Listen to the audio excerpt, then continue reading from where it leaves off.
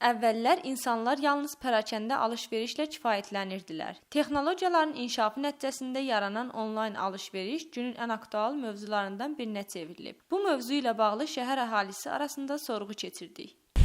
İstifadə etmək sərfəlidir, amma ki, belə onların vergiləri, başqa şeylər, əlavə xərclər çox baha gəlib çıxır.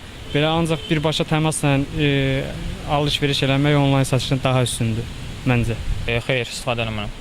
Bəs nə üçün istifadə eləmirsiniz? Onlayn satış elədik ki, ümumiyyətlə bir məsəl üçün məhsul olsun, onu mən görməsəm, keyfiyyətinə özüm baxmasam, onu alınmaq istəmərəm. Bəli.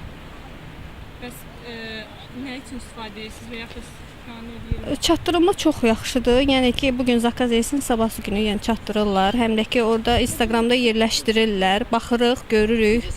Dux ətirlər, kremlər, yəni belə şeylər zakaz vermişik, gətiriblər.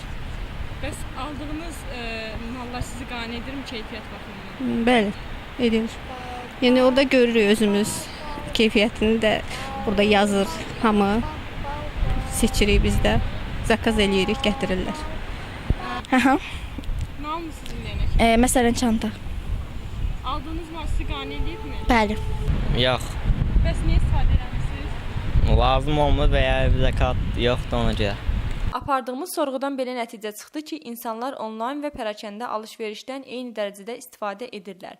Onlayn alış-verişin fərqi və üstünlüyü isə istənilən malın rahat şəkildə ünvana çatdırılmasıdır.